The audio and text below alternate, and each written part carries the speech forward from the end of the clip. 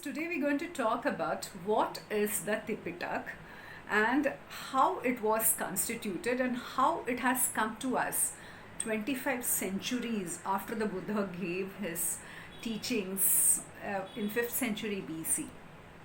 When he got his enlightenment at the age of 35 till his parinibbana at the age of 80, he continuously strove that people would get pure Dhamma. He would teach the poor, he would teach the rich, he would teach the royalty, he would teach the lay people.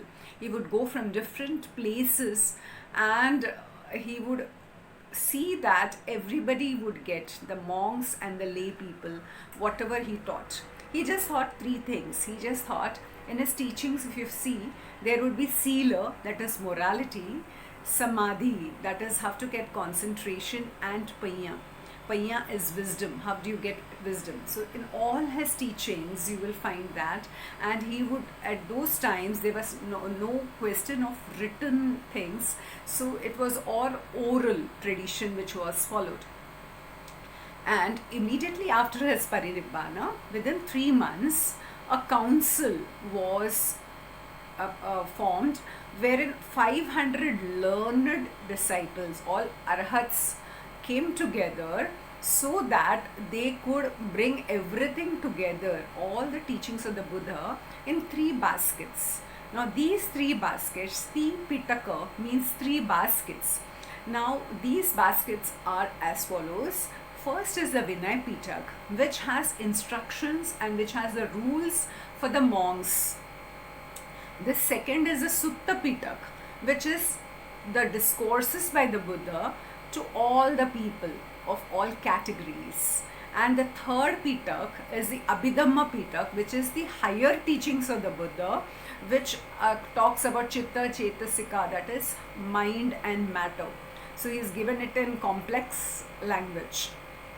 These are the 3 teachings of the Buddha, which was compiled together, agreed by the first council. It was read, and throughout the centuries, from the first council which was held till today, 1954 was the Chhatta Sanghayan, that is the 6th council, wherein 24 centuries after the Buddha's parinibbana, there were 2,500 monks who came together at Rangoon, Burma, and they committed everything, all the teachings, including the commentaries, sub-commentaries, everything was put together and it was agreed by all the scholars. And it is said that in 1954 and it ended in 1956, Dr. Babasaheb Ambedkar, Goenka Guruji, everybody attended this conference, and it was known as a Chhatta Sanghayan, which agreed